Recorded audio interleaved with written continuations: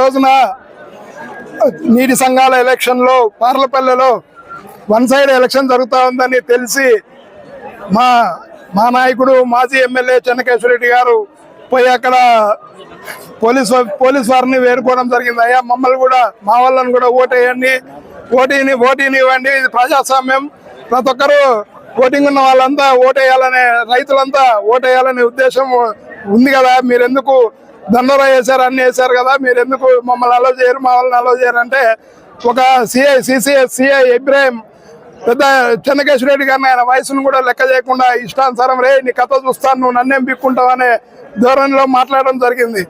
అయ్యా జగన్మోహన్ రెడ్డి గారు, మీకు అధికారంలో ఉన్నారు, మీకు దమ్ము ధైర్యం ఉంటే నిన్న జరిపిన సాగునీటి ఎలక్షన్లు రద్దు చేసి సామరస్యంగా ప్రజాస్వామ్యబద్ధంగా నిర్వహించాలని మేము డిమాండ్ చేస్తున్నాం. ఎందుకంటే నువ్వు అధికారంలో ఉన్నావు కాబట్టి నీకు చేతన అవుతుంది కాబట్టి మీరు చేయాలని మేము డిమాండ్ చేస్తున్నాం. అలాగే ఆ సిఐ ఇబ్రాహిం గారు సాయంత్రం లోపల మా పెద్ద ఆయనకు క్షమాపణ చెప్పకపోతే రేపు ఎమ్నూరు పట్టణ బంద్ పిలుపునివ్వడం జరుగుతుంది. కాబట్టి సిఐ గారు ఎక్కడున్నా ఆయన మాది గమనిస్తుంటారేమో, ఆయన చెప్తా ఉన్నాం ఖచ్చితంగా సాయంత్రం లోపల క్షమాపణ చెప్పకుంటే మేము ఆయన పైన కోర్టుకు వెళ్ళడానికి కూడా సిద్ధమని సభాముఖంగా తెలియజేస్తా ఉన్నాం. ఆయన పైన చర్యలు ఏం తీసుకోకపోతే మా నిరసన ఉధృతంగా చేస్తామని తెలియజేస్తున్నాం. జై